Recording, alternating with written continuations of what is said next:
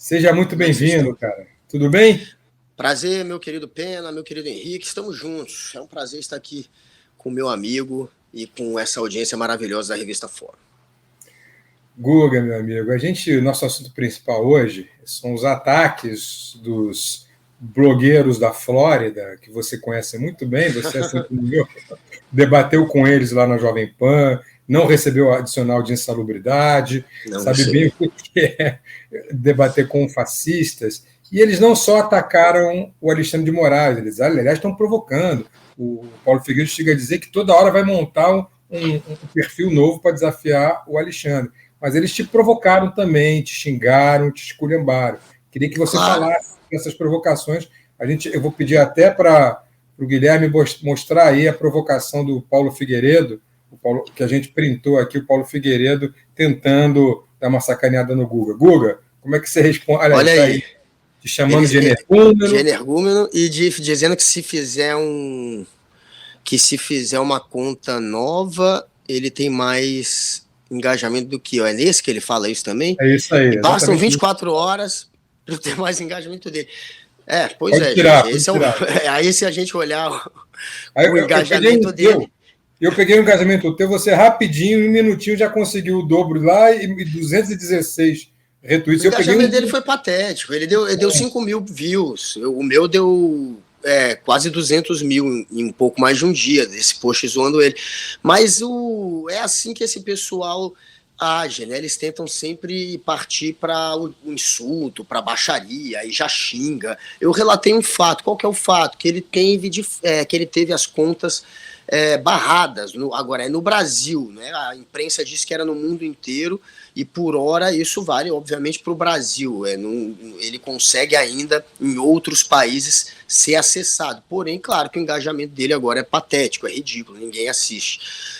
Não adianta ele sair abrindo um monte de conta. Ele não vai mais ter aquele poder que ele tinha antes dessa decisão do Xandão. Ele não vai mais atingir o público que ele atingia. Os algoritmos não vão mais também trabalhar para ele como trabalhavam antes.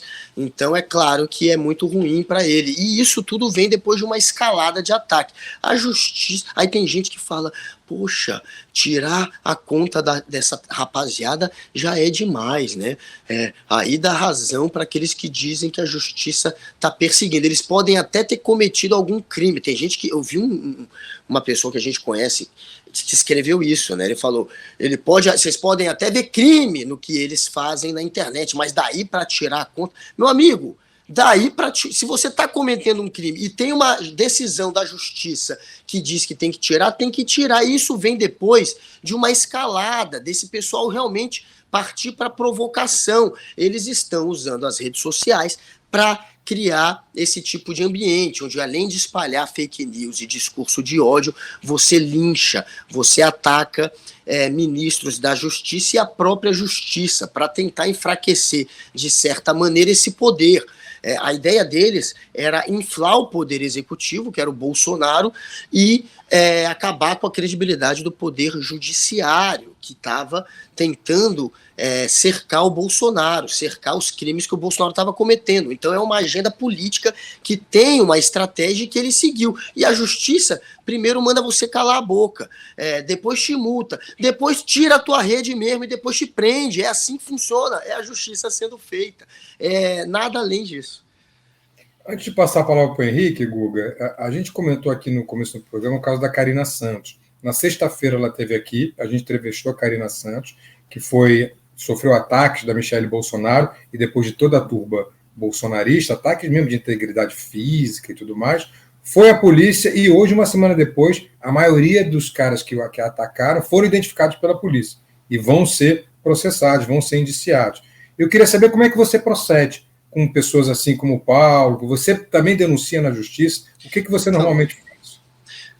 Talvez essa seja a minha falha, porque eu não sou desses que vai e leva o caso para a justiça. Eu deveria processar. Eu acho que vou começar a usar cada vez mais essa estratégia, porque ela funciona, né? E não, eu fico naquela de engajar ainda mais o assunto. Se eu processar pode virar notícia, vai ficar todo mundo comentando ainda mais, porque o cara me xingou ou porque o cara me ameaçou. Eu já sofri ameaças, claro, anônimas, a maioria, mas ameaças pesadas, também não levei isso à justiça. Então, o único processo que eu abri foi quando o Daniel Silveira pegou meu celular e estourou no chão, né? Eu fiz uma pergunta para ele, que ele não gostou, aquele bombadão que está preso por ser um golpista, e o deputado Daniel Silveira, jogou meu celular, aí eu processei, né? E também o Mário Frias, eu abri um BO, porque ele, enfim, arrancou o celular da minha mão e foi agressivo, e eu acabei abrindo um BO, mas eu não sou muito de seguir essa estratégia, que é a estratégia que é a melhor mesmo, e que a nossa querida Karina, né, ela está muito correta em seguir, até porque ela passou a ser hateada de uma maneira muito violenta e precisa se proteger. Eu, infelizmente, não sou desses, não, mas vou passar a ser. Que bom. Fala, Henrique. Fala, Guga, beleza aí? Bom demais ter você aí com a gente. Queria dizer que eu gostei muito da tua camisa, tanto que eu tenho uma igual, exatamente igual. Eu tenho essa camisa, não essa, porque essa é a sua. Mas eu tenho exatamente igual. Temos o mesmo gosto, tá vendo? Temos o mesmo gosto. Faz sentido. Diz uma coisa para mim. A gente falava no primeiro bloco a respeito do papel que o Ministério da Justiça tem tido no caso dessas pessoas, né? Mais nomeadamente no caso do Paulo Figueiredo e do Constantino, porque eles estão nos Estados Unidos, eles enfrentam demandas judiciais aqui no país. O caso do Alan dos Santos, esse sim é um caso mais grave, né? Esse sujeito é um cara já que tem aí um rosário de crimes aí contra ele no Brasil. O Ministério da Justiça não é o judiciário, é o executivo. O Ministério da Justiça fica responsável por cobrar as autoridades americanas, por exemplo, para localizar essas pessoas, extraditar e tal. Parece que o Ministério da Justiça, agora já sob o governo Lula, nesse 1 ano, ele está um pouco moroso e não está querendo botar a mão nisso. Você acha que eles estão indo muito devagar e que as autoridades brasileiras deveriam instar as autoridades americanas a tomar uma providência? O governo Bolsonaro blindou essa galera, né? Tinha realmente momentos que dependia do Ministério da Justiça, mas era via Polícia Federal também, e a coisa foi ficando empacada. A gente viu que o governo Bolsonaro deu um jeito. Teve até aquele lá que jogou uma bomba, né, no Porta dos Fundos, e que também demorou muito para acabar respondendo. Essa turma aí da extrema-direita, ela foi blindada por um presidente autoritário como o Bolsonaro. Agora, o Ministério agora foi para a mão do Lewandowski, né? Tá ainda apesar de 1 ano de governo, não aconteceu muita coisa com essa turma, mas eles estão, pelo menos na lista da Interpol, alguns deles, e se forem localizados, teoricamente, serão trazidos ao Brasil. Agora, pelo menos, de alguma maneira, o governo, a justiça, a polícia, ela está atrás dessa turma. Mas claro que dá para ser mais eficiente. Eu também não sinto que seja prioridade trazê-los para responder pelos crimes que cometeram. Porém, o Xandão, pelo menos, está com sangue nos olhos. E um exemplo disso é essa decisão de retirar as redes sociais do Fiuza, do Paulo Figueiredo e do Constantino, que são pessoas que passaram por muito tempo divulgando fake news e discurso de ódio, não por serem estúpidos, não por serem ignorantes, mas por terem uma agenda política que queria, claro, criar essas narrativas contra a Covid, quando foi interessante, ou contra as urnas, para poder desqualificar a eleição e não aceitar o resultado que seria contrário ao que eles queriam. Então, é uma turma que teve um comportamento de manada, atuando juntos e que lucraram, a gente não pode esquecer. Eles ganharam muito dinheiro com discurso de ódio, com fake news. É óbvio que tem que cobrar esses caras como está sendo cobrado. Então, o Xandão indo para cima, como está indo agora com essa notícia, né, que já é uma notícia velha, mas que vazou agora, desse inquérito sigiloso que levou ele a banir esses sujeitos das redes, pelo menos no Brasil, mostra que a justiça não vai esquecer dessa turma. É sinal de que eles vão, sim, em algum momento, pagar pelo que fizeram. E tem que ser trazido. O Alan dos Santos, esse sujeito, foi o que mais lucrou com desinformação, e ele tem que pagar por isso. Houve um momento lá em 2022, Guga, em que a gente fazia esse papel inglório de discutir com essa gente. Eu, você, Léo, outros jornalistas que acabaram ali na Jovem Pan tentando fazer um contraponto. E se a gente conseguisse salvar uma alma, eu acho que teria valido a pena.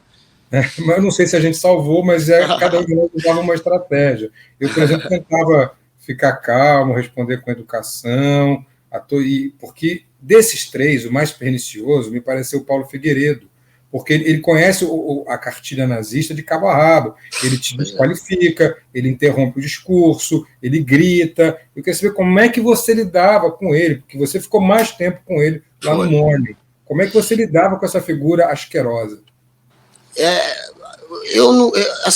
Claro que eu tentava seguir o seu exemplo de manter a calma, só que eu também eu ia pro deboche, né? Eu ia pro enfrentamento do ataque na base da ironia e do humor. Ele era um sujeito tão lunático que a gente ia discutir, por exemplo, a invasão do Capitólio, e ele dizia que aquilo não tinha sido uma invasão. Porra, tem uma foto do cara entrando pela janela, cara. Então, você quer dizer que isso não foi uma invasão? E aí é claro que ele dava muita margem para ser debochado, porque um sujeito que vive numa bolha é uma caricatura e é fácil da gente debochar. E aí a minha estratégia era essa. O problema é que ficou um clima muito pesado. Na primeira vez que a gente debateu, primeira vez que eu debati com ele, eu falei que o que ele fazia era discurso de ódio. Acabou o programa, ele mandou mensagem pro grupo falando que ia me processar porque eu tinha dito que ele fazia discurso de ódio. Olha que cara de pau. Claro que ele não processou. Inclusive o discurso de ódio foi o argumento usado pelo Xandão para tirar ele das redes sociais. Mas esse sujeito é tão patético que ele ficava tentando te intimidar a pessoa. Quando a gente ia naquele ponto que pegava, que era o nervo central e que ele não gostava, ele queria que você se calasse. E aí ele partia ou para ameaça física ou para ameaça de processo. Ele me ameaçou me processar várias vezes, nunca processou esse bunda mole. Eu chamo ele de bunda mole porque ele é um bunda mole mesmo. E esse sujeito me chamava pra porrada. Pasmem, ele é tão infantil que ele ia lá no grupo do WhatsApp do Morning Show e ficava mandando mensagem para todo mundo ler, não era só para mim no pessoal. Então ele se expunha para geral, era um pateta, me chamando como se fosse um Eric Cartman, aquele personagem do South Park que adora provocar e quando é debochado grita, chama a mamãe e chama pra briga. Foi exatamente isso que ele fez. Inclusive eu chamei ele de Eric Cartman no programa, apelidei ele de Eric Cartman porque ele reagia de um jeito muito mimado, o filhinho da mamãe. E aí ele me chamava pra porrada, literalmente. Ele mandava mensagem no grupo me chamando pra porrada, e aí a direção falava, não, a gente vai tirar esse sujeito, ele é desequilibrado, e não tirava, ficava fazendo um joguinho duplo, fingindo que ia tirar, falando mal dele pra mim, mas não tirava, e eu também não poderia falar que ia sair, né, por mais que eu não quisesse mais debater com um sujeito baixo como ele, eu não ia sair, porque se eu saísse, aí além do contrato, que eu ia perder uma grana, a direita ia me encher o saco, ia ficar falando que eu estava regando, como falaram com vários outros que saíram, que não suportaram ficar perdendo tempo debatendo com alguém tão baixo como um Paulo Figueiredo. Quando eu entrei lá, não era para debater com o Paulo Figueiredo.